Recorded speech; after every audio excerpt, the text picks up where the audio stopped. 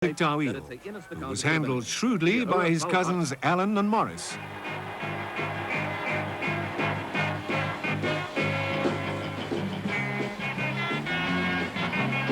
Dus die einde van die harde gevecht en Patrick Toweel wint overtuigend met punten om Zuid-Afrika's nieuwe weltergewichtkampioen te worden. Ludick continued to fight and scored victories over Terry McTeague and his perennial rival Fraser Toweel. After losing 2 bouts to the young, up-and-coming Fourie, Ludick called it a day. So came the end of one of South Africa's most gallant and hardest-hitting fighters, Billy Ludick.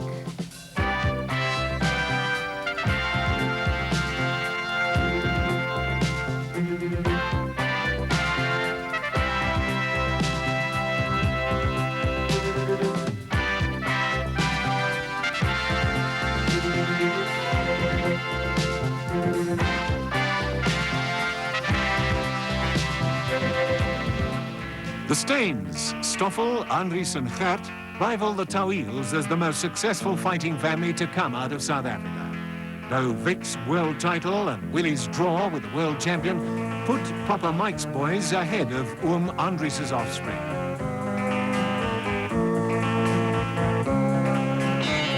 Stoffel Steyn, the eldest of the Steyn boys, showed exceptional potential in his early days as a professional. Stoffel in wit schoenen is alom die bezoeker met zijn technische boksmethodes dat McCormack laat raaien waar precies hij om in die kruid bevindt.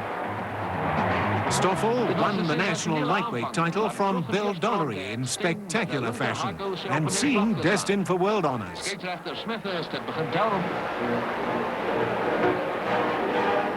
Vastberaden Steyn in die linker en rechter een paar keer gezwaai en weer eens is Dollery mat toe. Reeds duidelijk dat Dollery niet zo kon follow niet. Weer was hij op die planken en weer heb hij gerust voor 8 tellings. Kijk naar daar die linkerface van hem. Een gevaarlijke oog wat voor Dollery dwars door die touwen slaan om op die perstafel te landen te komen. Niemand kon die scheidsrechter kwalijk nemen toen hij die gevecht stopzet niet. Stoffel Steyn is een waardige luchtgewichtkampioen. Stoffel was prematurely matched with a highly rated American, Kenny Lane. Steyn started well, but as the fight progressed, he was systematically beaten by his more experienced opponent.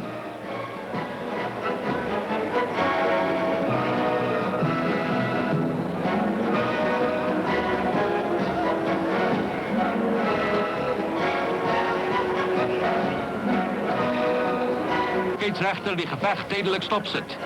Steyn suffered cut eyes and failed to come out for the 9th round. This defeat seemed to destroy his confidence and he never realized his potential. Een verstandige besluit, want zijn oog leek glad niet goed niet. Andries Steyn Jr. in the light trunks was the supreme stylist in the family. A beautifully balanced boxer-puncher, a blonde, good-looking youngster must be rated among the best ever to grace the South African ring. At his peak, and unhampered by nagging injury, Andries Steyn was very nearly the complete boxer. Everything he did was done with effortless grace, and he was an accurate, punishing puncher. He won the national feather and junior lightweight titles over a period of 2 months, and held the national lightweight title an unprecedented 4 times. He lost only 7 of his 55 professional bouts, but frequent injuries and 2 premature retirements prevented him from reaching the top. He lost a non-title fight against Ken Buchanan, the world lightweight champion, in what was only his 2nd defeat in 7 years. His first, which he later avenged, was at the hands of future world champion Arnold Taylor. On October the 9th, 1972, Andries gave a flawless exhibition of cool, intelligent boxing, convincingly beating the former world featherweight champion Kuniaki Shibata on points. He then went on to beat the WBC junior lightweight champion Ricardo Arredondo in a non-title fight. He never capitalized on these victories, but continued to display his classic style in 3 national title defenses against the competent and aggressive Koki Unifier and in 2 fights against Norman Pangaman Sekapani.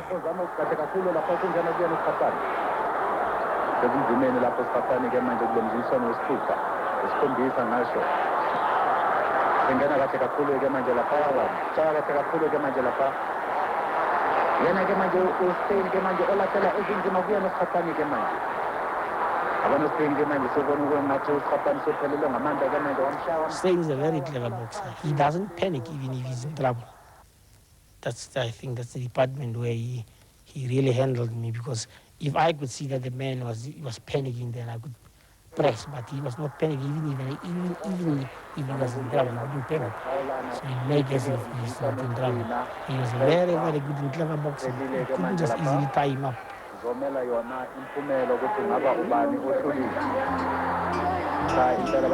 Arnold Steyn retired from the ring in 1979. At one point, it looked as if Gert, the youngest brother, would succeed where Stoffel and Andries had failed. He won the national welter and junior middleweight titles. Steyn wat meer en dan losbrengt.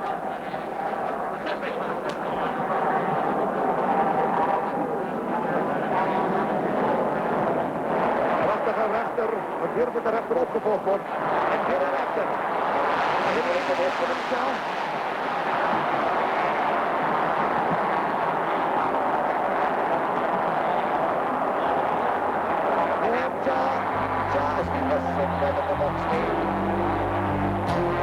Despite all his talent, Gert became disillusioned with the ring and retired.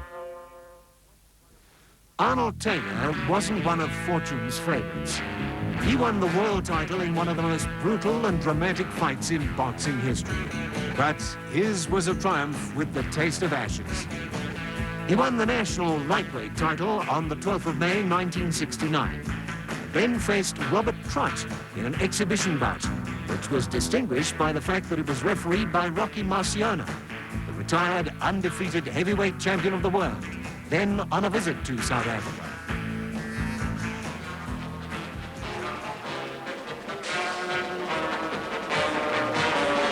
Taylor won the national featherweight title by outpointing Arnold Steyn over 12 rounds. His first defense of this title was against the veteran and former Empire flyweight champion Dennis Adams. Adams had previously caused an upset by knocking Taylor out in one round.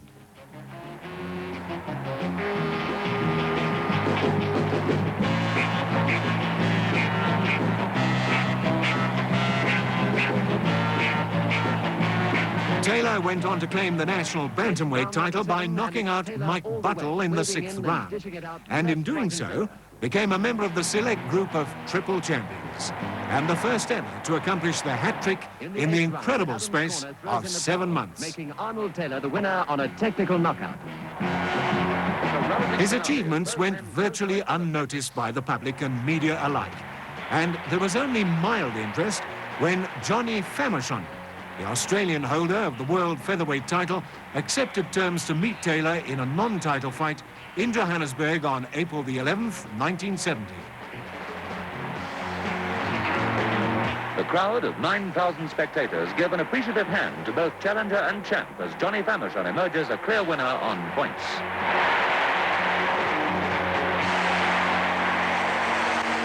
Realizing he was a prophet without honor in his own country, Taylor set off and established himself as a world-class fighter on a triumphant campaign of Australia. On his return to South Africa, he disposed of the above-average importations Ugo Poli and Evan Armstrong. Eventually, after months of negotiations by Reg Haswell, Romero Anaya, the WBA bantamweight champion, accepted an offer of $80,000 plus expenses from promoter Dave Levine to defend his championship against Taylor in Johannesburg.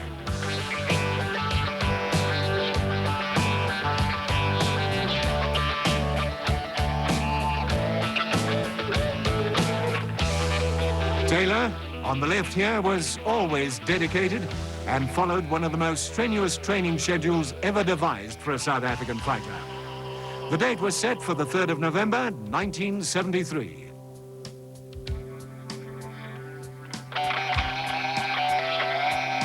We waited 18 years for another South African title fight, a world title fight in South Africa, and there's Arnold Taylor in a gold dressing gown, joined now by the world champion, the bantamweight champion, Romeo Anaya, recognized by the World Boxing Association as top of the world. And a fine sporting gesture before the contest starts.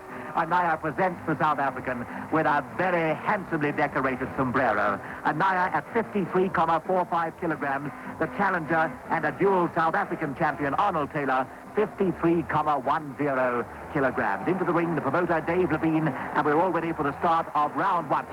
En die begin van die eerste ronde. Taylor in die lichte broekie en in die donker broekie is het Anaya. Dadelijk is Taylor wat voor hem te komen. En hij stoot hem daar met 1, 2, 3 linkers. Anaya baie voorzichtig, linker in die gezicht. En die twee boksers in hierdie stadium is maar net daarop uit om elkaar door te kijken. Taylor bietjie meer agressief daar met de rechter zwaai. Steeds hier in die eerste ronde. Round 3 again. Now, down goes Taylor, the first knockdown of the fight. No damage done, and Taylor back in action. They're ready to mix it in the center again. Forward comes Taylor, and Anaya swings him away with a vicious left cross. Both fighters meeting in the center, giving blow for blow. Anaya hurt Taylor that time. Taylor komt dan vorentoe met lang linkerhouden, maar Anaya prachtig in die moeilijkheid uit. Dadelijk zit weer Taylor wat vorentoe gaan.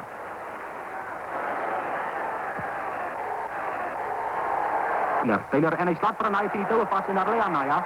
Daar lei en daar is een verplichte stelling wat hij moet voor wacht en Taylor staan in die neutrale hoek.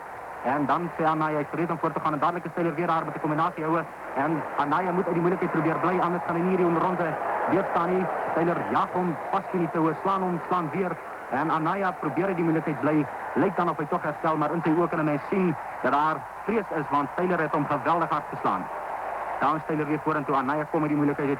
De weerklag van Taylor los, maar Taylor drukt hem vast, slaan hem weer, keer hem vast. En Anaya is die moeilijkheid. Hij slaat dan naar Taylor, maar slaan is en Taylor slaat hem weer in die touwen vast.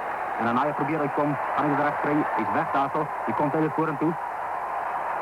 En dan wacht ons voor hierdie einde van hierdie ronde, die achtste ronde change. Down goes Taylor. Early in the round, within 5 seconds, he's down. He's countered by Mr. Christodolou. Why does Anaya not go back to the neutral corner? Anaya now leaning on the off the rope, says Mr. Christodolou, and back into the neutral corner. And now the count is resumed. Taylor is groggy. Just look at those legs of his. Does he know where he is? He's at the Rod Stadium. He's back in the center of the ring. He's taking punishment. He's down again. Taylor in trouble. Those legs are rubbery. One wonders if he knows just where he is. Only half aware of his predicament. It's round 8 of a 15-round contest, and the South African bantamweight and featherweight champion is up, and he fights on. It's now instinct. He's in trouble. Taylor in trouble, and Anaya is still pummering away. Anaya back to the center, looking for the chance to get in with a knockout blow. Taylor is still on his feet. Look at the left. Now the right cross there from Anaya. Anaya is hurting his man with every blow. Taylor clings to everything he knows to stay in the fight, to survive the round. His trainer, Pat Jackson, is desperate. Look at the way his legs almost collapsed under him there. Anaya is punishing him. He's really showing what a world champion he is. And Taylor still manages to get in with a left and a right. And another right cross from Taylor. This has been Anaya's round all the way. Taylor down and down and down again. And still somehow fighting. En meneer Dave Levine kijkt naar die begin van die 9e ronde. Gaan hij kijken naar nog een ronde of is dit die einde van die gevecht. En het is Taylor wat wonderbaarlijk herstel het in vorentoe komt voor Anaya die touwen vastdrukt. Taylor nu heeltemal herstel. Kom hij weer vorentoe en is Anaya wat in die touwen vastgedrukt wordt. En die wordt gepeperd met lijf en kop houden door Arnold Taylor. Taylor wat een wereldkampioenschapstitel hier voor hem zien. En die persoon van Mexicaan met die naam van Romeo Anaya. Als hij hier bent vanavond is hij die nieuwe wereld kapokgewichtskampioen. Taylor peper voor Anaya. Anaya probeert die moeilijkheid komen, maar hij wordt in die hoek vastgedrukt. Maar daar die linker van hem drukt hij hem vast en slaan hem dan met die rechter. Anaya weer in die touwen. En Taylor wacht voor hem en dan peper hij hem weer. En Anaya is in die moeilijkheid. Anaya is in die moeilijkheid en Taylor beseft het en daarom hou hij vol met zijn aanval. En ik Christodolou beveelt hulle breek en dan is het weer Taylor wat vorentoe kom. En Anaya wat in die touwen dans probeer wegkom, probeer homself daarvan wegskiet, maar kry dit nie reg nie. Dit is die Suid-Afrikaner wat baie agressief is en die Mexicaan baie seer maak. Taylor is hurting him with every swing of right and left. Extraordinary fitness which enables a man to come back. It's round 10. Anaya's turn now to carry the action to his opponent. He knows that he must get another knockdown. He must weaken Taylor. In goes Anaya. He hurt Taylor that time. Anaya with those left hooks now. advancing, closing in, trying to get within range to deliver another of those knockdown blows. There he is, a barrage of blows, and Taylor has gone down for another count. En Anaya staan in die neutrale hoek en dit is Taylor wat vir die verpligte telling flanke toe is. Dan staan hy weer op. Kom hy weer vorentoe. Taylor met nou keer vir al wat hy werd is. Kom Anaya, slaan hom en Taylor ontwak skielik daar met 'n paar houtjies, maar dit het nie baie seer gemaak nie en dit dop nie gelyk of daar baie krag in is nie. Anaya weer vorentoe. Weer ene wat Taylor wat vorentoe kom, plant hom met 'n regter teen die kinnebak, maar dit is ook met kramp te roster. Swaai hier na die kop van Anaya wat tref en dan tref hy hom weer en dan Taylor wat vorentoe kom en vir Anaya teen die toue vasdruk. Anaya gebruik die toue, skiet pragtig daarvan weg, maar dan word hy nie hoek vasgekeer deur Taylor. Taylor wat vorentoe dans. Gaan hy nou 'n houplant wat gaan seermaak of is dit Anaya wat uit die moeilikheid gaan kom? Anaya uit die moeilikheid uit en dan slaan hy na Taylor, maar slaan heeltemal oor sy kop en dit tref nie. Nou is dit Taylor wat aan die oorkant dan vir Anaya vaskeer weer teen die toue en Anaya verduur baie straf, maar Taylor word daar gewaarsku en dit is die einde van die ronde. Round 14. Out comes Taylor. Puts Anaya against the ropes. Taylor now showing all the fierceness that we knew he was capable of. Anaya in trouble. Anaya weaving. Taylor comes in. A right. What's that right from Taylor? Taylor comes in and misses with the right. Taylor goes after his man. This is a vital one. It's 14. And Taylor is still there, very much in it. Taylor's been down, but he's determined now to get Anaya down. Perhaps it's Taylor's last chance. After his man. Taylor in again. Bettering up. Taylor looking for an opening. Anaya dominated. Down goes Anaya. Taylor's arms are up. The count is in. It's 7. It's 8. He's checking with the timekeeper. And Taylor is dancing about there excitedly. The crowd has gone wild. The champion is down. He's out. And South Africa, after 23.5 years, have again produced a world champion. The significance of that fight was that, remember when Taylor went down in the 8th round? I mean, his legs weren't even carrying him and he was getting knocked down.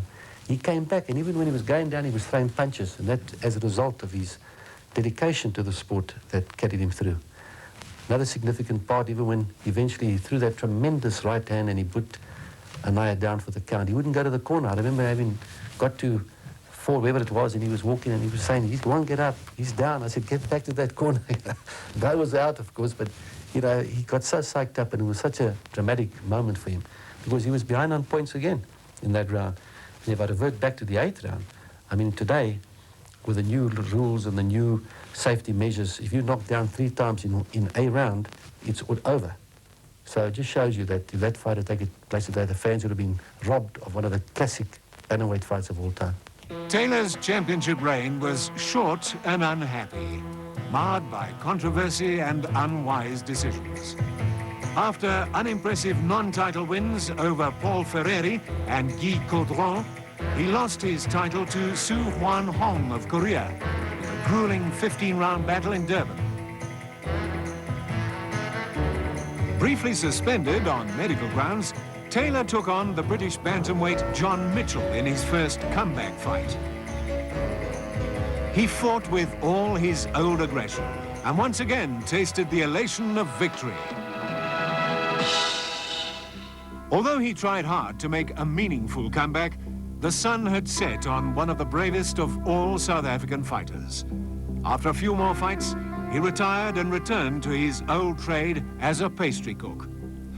A few years later, Arnold Taylor, not yet 40 years old, died in a road accident.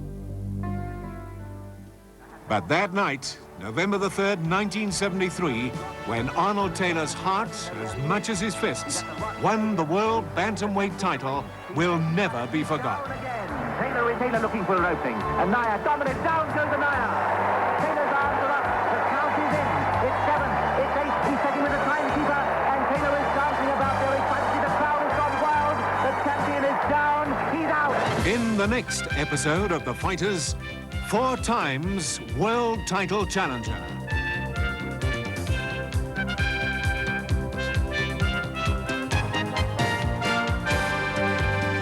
And one of the bloodiest fights ever seen in the South African ring. Championship fight, elimination championship fight. Thinks that he goes down again, it's all over. He cannot be saved by the bell. It's all over. We got a new heavyweight champion of the world. No one could hold them back. Out in the heat they tried, going strong.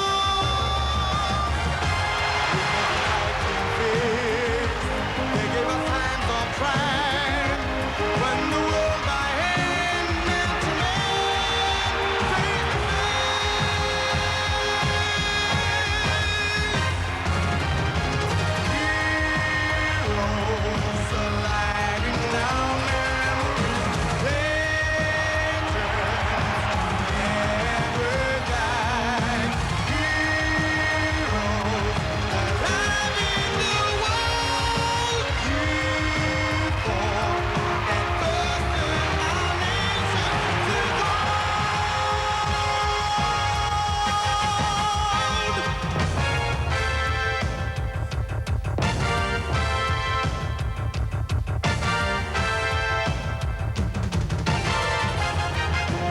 7 world champions, 6 Olympic gold medalists, 9 empire titles, and a host of boxing heroes. The Champions Arena, man against man. The ultimate test of strength, cunning, and courage. Join us now as we trace the path of boxing in South Africa from its birth up to our modern era of the fighters. Heroes alive in our men. We'll fight to keep them alive. 1973 was in many respects an exceptional year for South Africa. The Concorde arrived at Jan Smuts Airport for testing.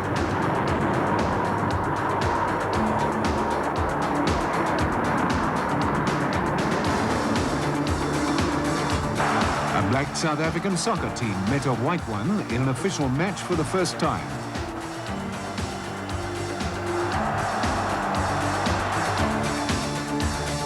Black cyclists took part for the first time in the annual Rapport cycle tour. Arnold Taylor won the world Bantamweight title, and boxing moved into a new era as Pierre Fourie met Bob Foster for the world light heavyweight title in Johannesburg. That ushered into the most exciting era in South African sport and boxing in particular, because that was the first multiracial fight that took place in 1973. It was significant in that that led the way to sport integration in this country. And I'm proud that professional boxing has done that. We led, the others followed. Fourie turned professional in 1968 at the age of 23. He was a feared street fighter as a teenager, and no one can recall him ever being beaten in these no-holds-barred brawls. However, he was occasionally badly battered when gangs tackled him with knives, screwdrivers, chains, or whatever else they could lay their hands on. Despite these early battles, Fourie developed into one of the greatest scientific boxers ever to come out of South Africa. He came into my gym, and, you know, he looked like one of those street breakers, because he was a very good street fighter. Very tough man. And he started working with the most experienced boxers in my gym. And I tell you, they hit him around, but he came back every night. Fate dealt Fourie 2 blows early in his career. He broke both his hands in his 5th professional fight and was hampered with weak hands throughout his next 55 bouts. In addition to this, one of his sparring partners, Winston Nkwanyana, a good fighter, collapsed a few hours after a heavy session with him and died. This caused Fourie to ease up on outclassed opponents and even to carry them at times. En Fourie wat 'n mooi puntevoorsprong het, gooi alles in die stryd in 'n laaste poging om uit klophou te klop. There were 2 bouts, however, Fourie admitted after his retirement, for which he was highly motivated. The one occasion was his first fight against Ludick for the national middleweight title.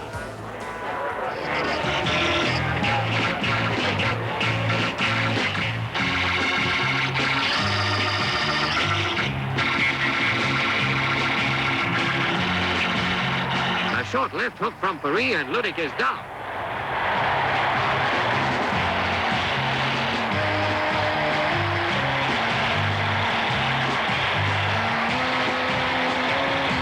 Ludick is knocked out in 42 seconds. There's great jubilation in Fourie's corner. The new champion is grabbed and embraced, while Ludick is seemingly at the end of his boxing trail after 36 professional fights in 6 years.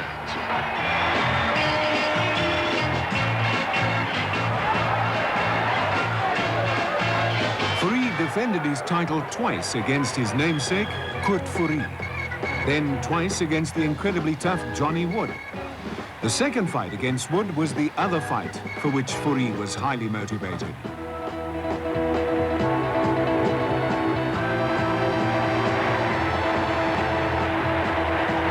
Fourie downs Wood with a left hook, and the latter just manages to beat the count.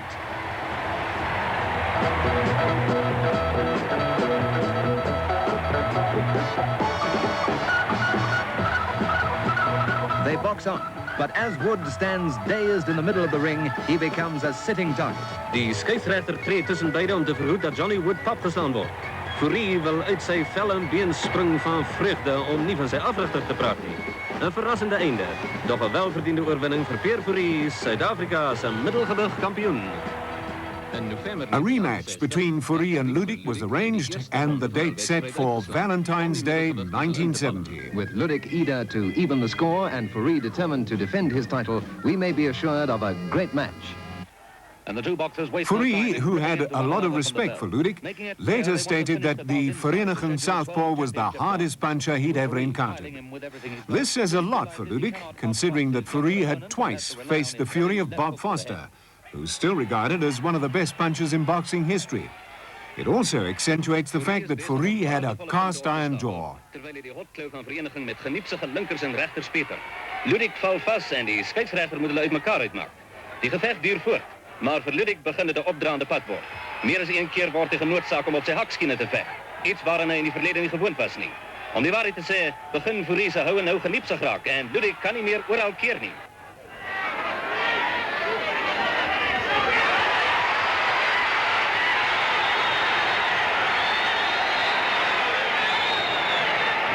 Ludick is taking considerable punishment, and to make things worse for him, there's a nasty cut over his eye. Fourie, on the other hand, is dictating the fight by alternating his attack with clever defense.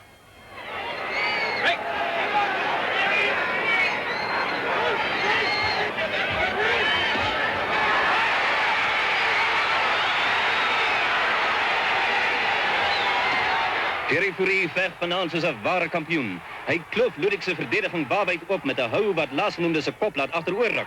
Ludick is plat in die 8ste ronde vir 8 tellings. Die vraag is, hoe lank kan hy die bombardement weerstaan?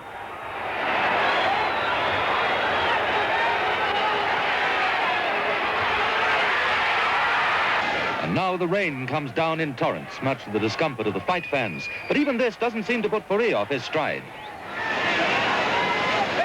Ludick veg moedig voort, maar met die aanbreek van die 10de ronde is die skrifhaas aan die muur. Fourie is besig om vir 'n uitklopkans te wag. Hy laat sy vuiste biljaar op Ludick se lyf en kop. En dan is dit sulke tyd. Ludick word uitgetel. Uitklop hou in die 10de ronde en Pierre Fourie klop 'n taai teenstander sonder moeite om sy Suid-Afrikaanse middelgewigtitel te behou. He started as a middleweight. I brought him up to the #1 contender for the World Middleweight Championship. You know, everything was done, the contract was signed, sealed and delivered. My brother Morris was over in the Argentine, signed the contract, but Pierre Fourie couldn't make middles anymore. We tried very hard. And I often said to him, move into the light heavyweight division. You can fight in both divisions. And, it will help you. So he tried to get to make the weight. I can still remember in this very house, he was in the kitchen, he was training there, trying to get him near the stove, couldn't make the weight. So I left it to him. I've been saying a lot of things to him. So I said, now let him decide as well. So I said to him, now you decide. Okay, he got on the scale. He said, no, I'll never make it. I said, fighting a man like Monza, and you'd have to cut your right leg off. He wouldn't want to do that. And he's a great world champion. I don't know how many fighters, particularly today, the way they think, they would have went crazy. They would have probably left the manager. I know this, they would have left the manager, but not him. He said, fine. If you feel that way, right. But I could feel he was very, very upset. Heart sore, By this time, Fourie had long since discarded his violent ways. He'd sat down one night and made a conscious decision to improve his life and to become the new Pierre Fourie. He once told Christodolou, I'm not a religious man in the conventional sense. For one thing, I don't go to church. But I do believe in God. And even in my wildest days, I prayed regularly. Throughout my boxing career, I prayed before every fight. And over the years, my faith has grown stronger. I believe that God gave me the talent to fight. And once he pointed me in the right direction, it was up to me to do the rest. To have squandered either the talent or the fruits it brought would have been to commit a sin.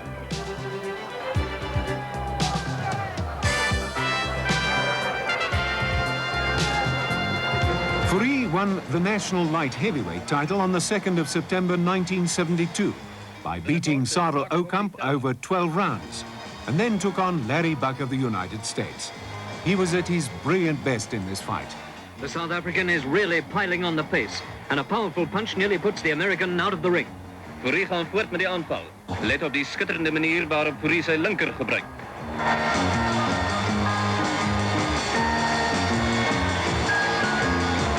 En Fourie gee die Amerikaner geen kans om asem te haal nie. Dit is net aanval.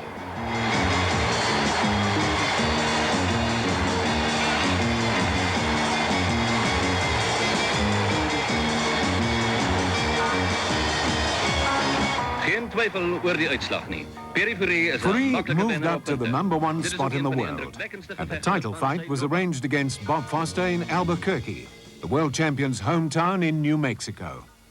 Everybody, majority, South Africa, the lot, they gave him no chance.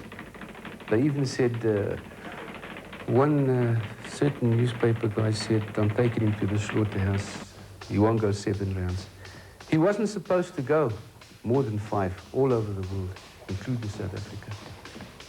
So we had an interview in the United States, in Albuquerque, and I said on television, Foster will have to hit Fourie with a hammer to knock him out. And you know the Yanks, they kept on that one sentence right throughout the time of our training.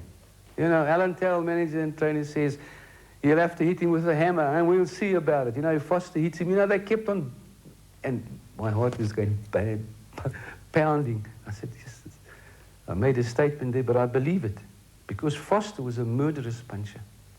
He was one of the greatest light heavyweights of all time. And anyway, the fight took place, and I remember Kenny Norton, he was right next to me, and he was hollering for Foster, and I was shouting for Pierre.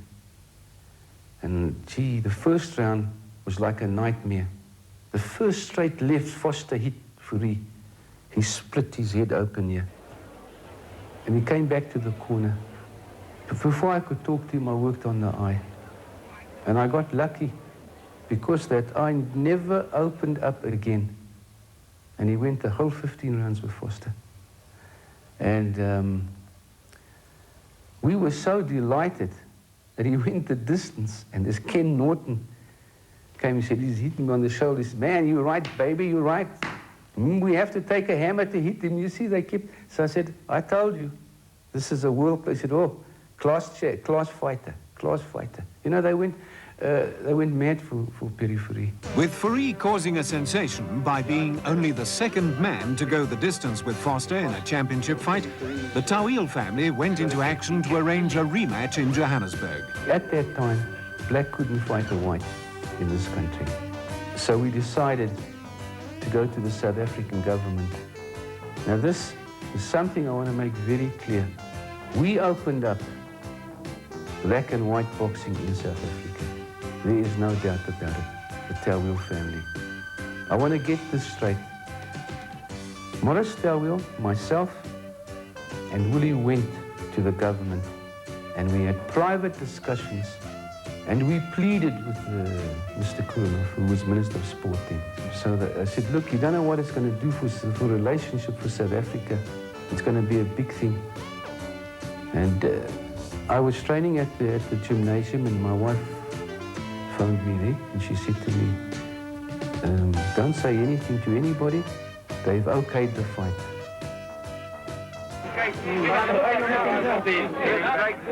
Move back, please. A few months after that, and in the same year, December 1973, we got the return fight with Foster. Well, I've been fighting professional now for 15 years. And I think the Foster camp and also myself would say that Fourie was the hardest fight and the toughest fight I ever had. So I think he deserved another shot at the title. The 1st of December, 1973. A multiracial audience watches a multiracial fight in South Africa for the first time in several generations.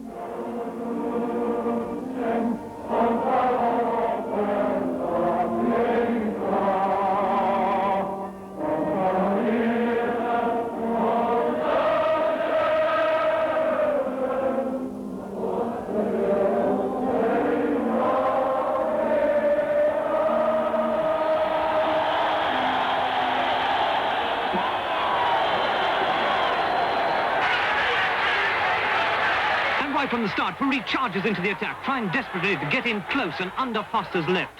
That long arm of the law.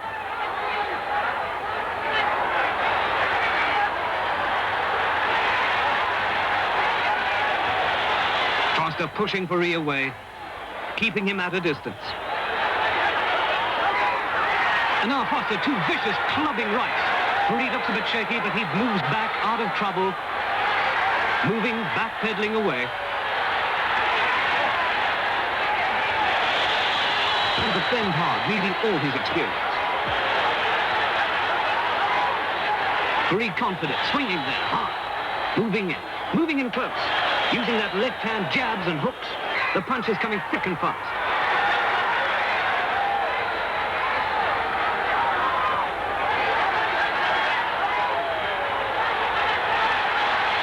Rapid exchange of blows. Fourie, definitely his round. He's staggered the champion and is imposing his tactics on the fight. Whirlwind attacks that are worrying Foster. Action aplenty as both boxers keep up the tremendous pace. Fourie not allowing Foster to take the initiative, crowding in. From both men, a display of real boxing skill.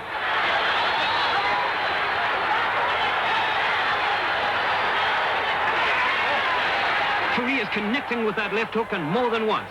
And Foster doesn't seem to be enjoying the relative indignity of the defensive fight he's having to conduct.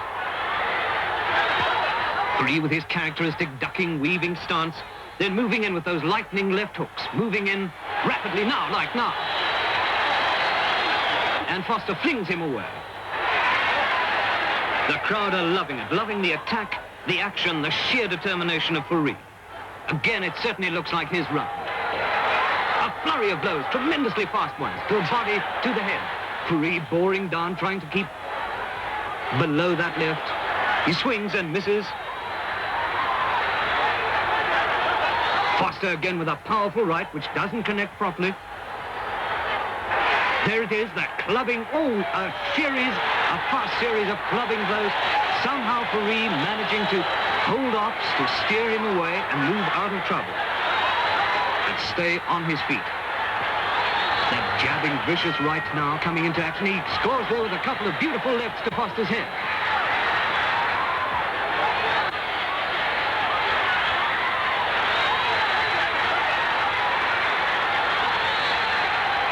Fourie slips, almost as if he's wrenched to the ground. He's looking groggy. Referee Dakin takes his gloves, wipes them. And now Foster. Foster back onto the attack in this fierce final round.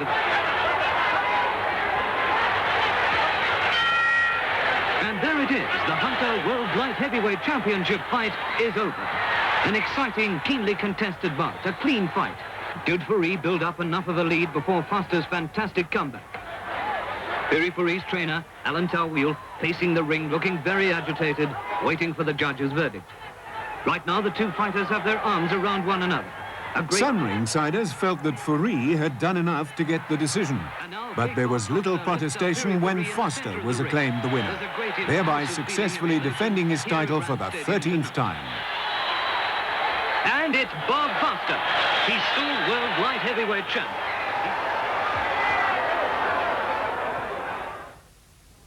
Round one. Fourie got a third crack at the world title when he met the new champion Victor Galindez on the 7th of April 1975. Galindez won a hotly disputed points decision, and 6 months later they met in a rematch, with Galindez winning a highly contested split decision. See the calmness, the control in his face. Pierre fought him at the wrong time. If they fought today, Pierre would have been the champion, because with the 15 rounds being reduced to 12, in both the fights, in the first fight I was one of the judges, Pierre was ahead on my scorecard, going into the 13th. He virtually lost in the last couple of rounds. I felt the last fight, Pierre Fourie was world champion, no doubt about it. The referee that refereed the fight twice, the two Galindez fights, even touched Perry on the cheek. The last round, he said, "You got it, boy." Old gentleman came in the dressing room, and Perry was trying to cool me off, and I said, "Please, Anaya, please, don't get annoyed with this guy," you know, because I was going crazy. So he said, look, my name is Joe Banza. Oh, I said, pleased to meet you. I said, you American judge? He says, yes. He says, I just want to tell you, I gave your fighter the fight by 1 point. And he says, I don't understand how the local guy gave it against you. Oh, then I went crazy. I said, what do you mean? He said, your South African judge gave it by 1 point to Galindez. Fourie had 6 more fights and then retired from the ring early in 1977. He continued to live his life as a champion outside the ring and developed into a successful businessman. But cruel fate was to intervene. Pierre J.C. Fourie was killed in a car accident on the 26th of June, 1980. He was only 36 years old. Hell, he had a way about him. He was, I mean this, he was never nervous, you know. Never nervous. He used to put on a record there in the dressing room and jive while he was going in to fight Galindez or Foster. I couldn't believe this. And he had a way about him that, I don't know, the moment you met Pierre, you sort of liked him. If Pierre Fourie was around today, and with all the world championship bouts, the new weight divisions they've created, I have no doubt he'd have been a world champion over 12 rounds and unbeatable. Victor Galindez, who ironically also died in a road accident shortly after Fourie, was involved in one of the bloodiest fights ever seen in South Africa, when he defended his title against the American Richie. Victor Galindez was savagely battered of his right eye in the 3rd round, and of course the blood was pouring all over him, and there was I had to suspend the fight for 5 minutes in order for them to work on the cut. For the first 3 rounds, it was very tame, I would say, but immediately that occurred, we saw the animal in Galindez. I mean, I couldn't believe how he came out for that 4th round after the bout was able to resume. He threw caution to the wind, and he showed what a great champion he was. He virtually pounded Cates all over the show, and in that particular bout, Cates was using all sorts of foul tactics. He was hitting low, if I recall correctly, and of course that had a lot of effect on the champion.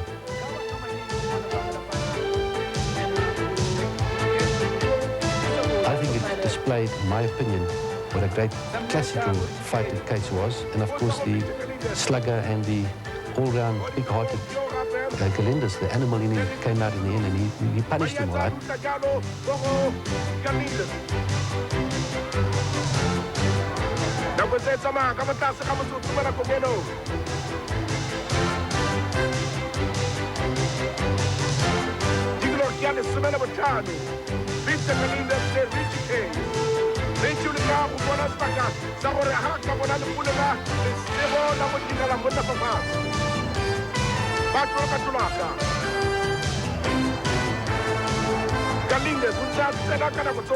But he came back in that final round to knock him out, and I think, if I'm not mistaken, he was behind on points. So as I say, that was the most dramatic fight ever witnessed in boxing in this country and throughout the world. Galindez defended his title a 4th time in South Africa, when he took on the powerful Kwesi Smith, who was in Alan Toweel's stable. Well, I don't think you'll find a puncher anywhere in the world as hard as that man. He was a dynamic puncher. And the only thing I was afraid of, and I was right about that, and I used to tell him, you catch Galindez, you're going to catch him, you're going to stagger him. Don't go wild. Take your time. You can win the world title. And you know, when he caught him in the 4th round, I thought, gee, you know, Galindez was gone. But of course, Kwesi lost his head. He put everything in that round, you can say in 15 rounds, came into that 1 round, and he blew his chance. But he still went the distance. And that was unfortunate, because I don't think I've ever met a harder puncher, let alone in South Africa, in most of the world, that could hit like this boy. Oh, excitement in that first minute and a half of the fourth round. What I admired about the late Victor Galindez, in his own admission, through an interpreter, he told me that he's never been hit that hard, and that in fact, he was virtually out on his feet. The Foster and 4 Galindez world title fights put Maurice Toweel on the map as one of the top promoters of the 70s. Conquering the handicap of being crippled by polio as a child, he had this to say about his success.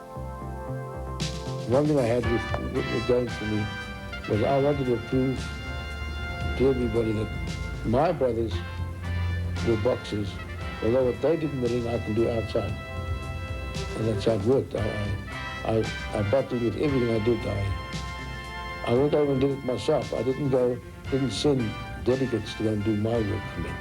I traveled myself. I traveled to St. Foster, I traveled to St. Galindez, I did all the work myself. And I was a go-getter, but even at the age of 15, I promoted my own boxing tournament in the hotel for crippled children. And I didn't do this because it's part of my life. I don't know what it is. God has been good to me. In the next episode of The Fighters, Tap Tap, the Silver Assassin, and South Africa's 3rd world champion.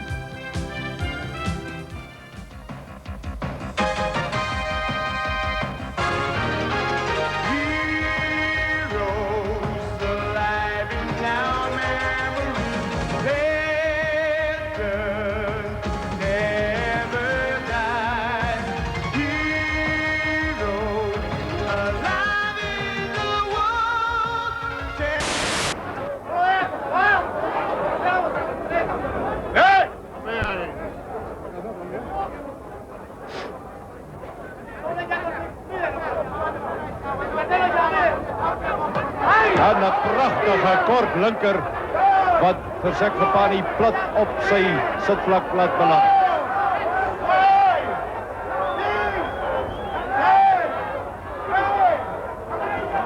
En hy's net betyds as Sekgapani weer op die been en weer kry daar die linker wat hom weer 'n slag laat neersuig. En die skeieregter die besluit dat Sekgapani. Although Sekgapani was past his prime, he continued to box with the same enthusiasm and love for the sport as when he'd first laced up a glove. Actually, I'm proud of having been a boxer because my involvement in boxing has brought you so far as my brother just to come and interview me. So what I have done in boxing is a history. As long as boxing is still existing as sports, it will remain there. Every time when they have to think about boxing 10, 20 years ago, they will also remember me. They will mention my name. But by the way, this is the man who first fight for them, who was first boxer to fight in the multiracial, and also was the first boxer to fight for the world, black boxer to fight for the world title.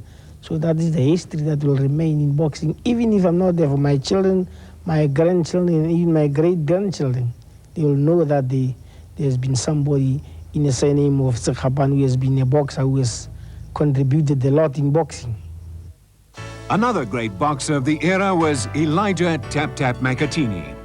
Makhatini took on the hard-hitting Jan Kies for the Supreme National Middleweight title on the 27th of November 1976. This was the first unification bout of a white and a black national title.